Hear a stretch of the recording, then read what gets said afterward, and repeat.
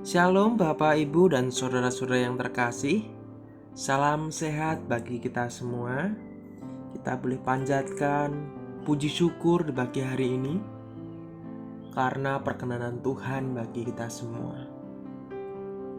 Sebelum kita merenungkan dan membaca kebenaran firman di pagi hari ini, mari saya ajak Bapak, Ibu, dan saudara-saudara untuk bersatu di dalam doa. Tak henti-hentinya Bapa, kami mengucap syukur kepadamu, sebab Engkau adalah Allah pemelihara kehidupan kami, sebab Engkau adalah Allah pembela kehidupan kami. Di pagi hari ini Bapa, kami akan membaca dan merenungkan kebenaran firman-Mu.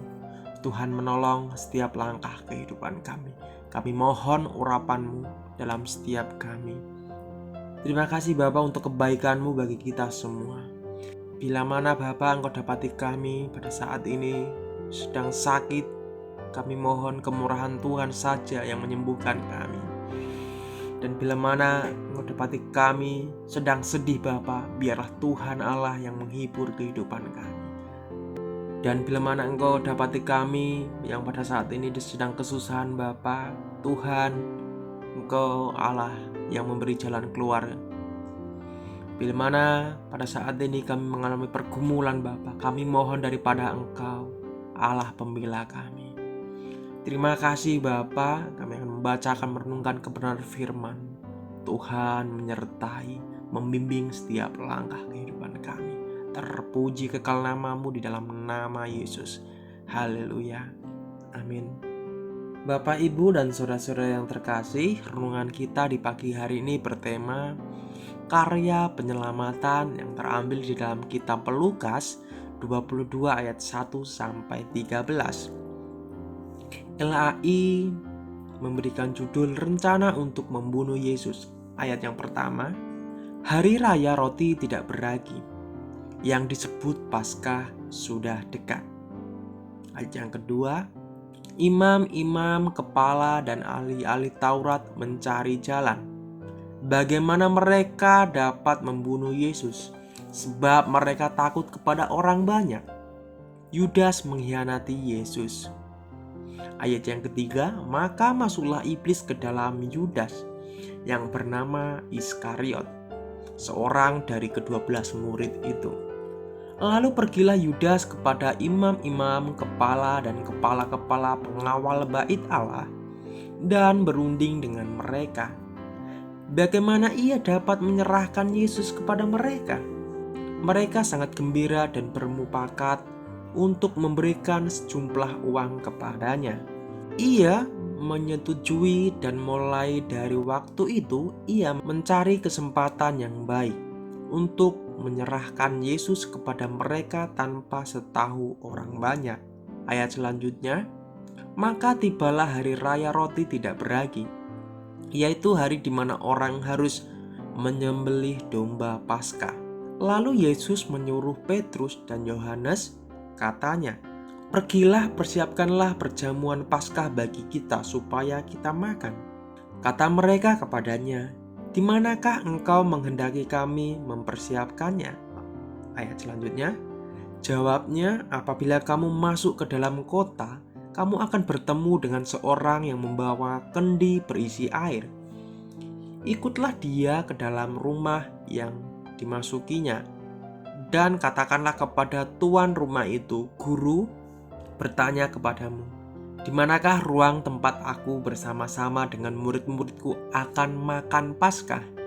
Ayat yang ke-12, lalu orang itu akan menunjukkan kepadamu sebuah ruangan atas yang besar, yang sudah lengkap. Disitulah kamu harus mempersiapkannya. Maka berangkatlah mereka dan mereka mendapati semua seperti yang dikatakan Yesus kepada mereka. Lalu mereka mempersiapkan Paskah. Paskah merupakan suatu hari raya musim semi yang dikaitkan dengan peristiwa Israel meninggalkan Mesir. Paskah merayakan perihal malaikat maut melewati rumah-rumah orang Ibrani karena daerah anak domba telah dibubuhkan pada kedua tiang pintu dan ambang atas pintu rumah mereka. Di dalam Keluaran 12 ayat 7 dan 11. Penyaliban Kristus terjadi pada saat hari persiapan Paskah. Dalam Yohanes 19 ayat yang ke-14. Kristus adalah anak domba Paskah kita, juga telah disembelih di dalam 1 Korintus 5 ayat yang ke-7. Inilah hari raja tertinggi orang Yahudi sebagai peringatan akan membebaskan mereka dari perhambaan di Mesir. Bagi kita, ia adalah peringatan akan kebangkitan Yesus yang menjadi pokok pembebasan kita dari kuasa maut dan dosa. Bagian yang tak ternilai pentingnya bagi setiap orang Kristen, ini penuh dengan masalah kemanusiaan yang disajikan secara dramatik. Sekalipun demikian, rincian yang disajikan oleh para penulis Injil sejak semula telah menyebabkan banyak persoalan, terutama masalah yang bersifat kronologis, tetapi cara faktual yang dipergunakan setiap Injil hasil tulisan dari orang-orang yang terlibat langsung secara emosional dalam membicarakan rangkaian peristiwa yang amat emosional ini, menjadikan karya-karya yang luhur ini makin luar biasa. Sebab Paskah dirayakan pada malam tanggal 14 bulan Nisan. Matahari terbenam, sesungguhnya mereka permulaan tanggal 15 Nisan.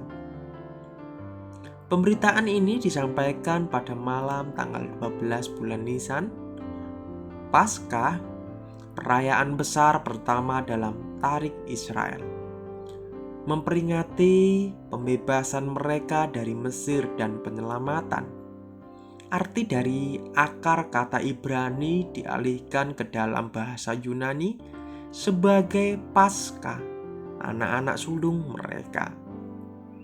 Ketika Allah memukul orang Mesir di dalam Keluaran 12, malam Paskah ini langsung dilanjutkan dengan 7 hari perayaan roti tidak beragi Nisan, tanggal 15 sampai 21. Dan seluruh perayaan ini seringkali dinamakan Paskah. Anak manusia akan diserahkan, dihianati. Bandingkan pemberitaan-pemberitaan di dalam pasal yang ke-16 ayat 21 dan pasal 17 ayat 22 dan pasal 20 ayat 18. Di sini untuk pertama kalinya Kristus memberitakan bahwa kematiannya akan terjadi pada masa Paskah. Bagian ini secara khusus membahas tanggapan dari murid-murid terhadap perkataan Yesus. Mereka harus dibedakan dengan orang-orang Yahudi. Dalam konteks sebelumnya dan 12 murid dalam ayat-ayat selanjutnya, para murid itu merupakan pengikut. Tetapi setelah mendengar ajaran Yesus, merasa bahwa mereka tidak bisa terus mengikuti Dia. Perkataan keras yang mereka maksudkan adalah keharusan untuk memakan daging Kristus dan meminum darahnya. Kenaikannya ke surga yang bagi orang percaya merupakan penegasan atas semua klaimnya, hanya akan memperbesar kejengkelan orang-orang yang tidak dapat menerima kemanusiaannya yang dipersembahkan untuk mereka melalui kematian di kayu salib di ayat yang ke-62. Bahkan daging Kristus yang dinyatakan sebagai mutlak diperlukan tidak akan menghasilkan apa-apa terkecuali Roh telah memberi hidup. Meskipun demikian, perkataan-perkataan Kristus sendiri juga memiliki sifat roh. Maksudnya dapat memberi hidup. Perkataan-perkataan itu dapat menyelamatkan, bukan terlepas dari karya salib yang bersejarah, tetapi sebagai menunjuk kepada karya tersebut dan menafsirkannya. Perlawanan terhadap perkataan-perkataannya oleh para calon muridnya itu menunjukkan bahwa iman mereka dangkal. Yesus menangkap bahwa bukan saja ada iman yang palsu, tetapi juga ada kemungkinan pengkhianatan oleh salah seorang pengikutnya. Amin. Mari kita bersatu di dalam doa. Karyamu begitu agung dan mulia, Allah pemilik kehidupan kami. Tak henti-hentinya kami mengucap syukur dan berseru bahwa Engkau adalah juru selamat kami yang hidup. Terima kasih untuk karya-Mu, karya penebusan bagi kami semua. Kami mohon Tuhan menuntun setiap langkah kami. Allah pemelihara kehidupan kami.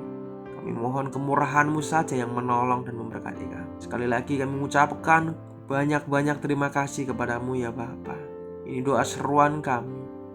Biarlah Tuhan yang selalu menolong kami. Haleluya. Amin. Shalom, selamat pagi, selamat beraktivitas. Tuhan Yesus memberkati kita semua.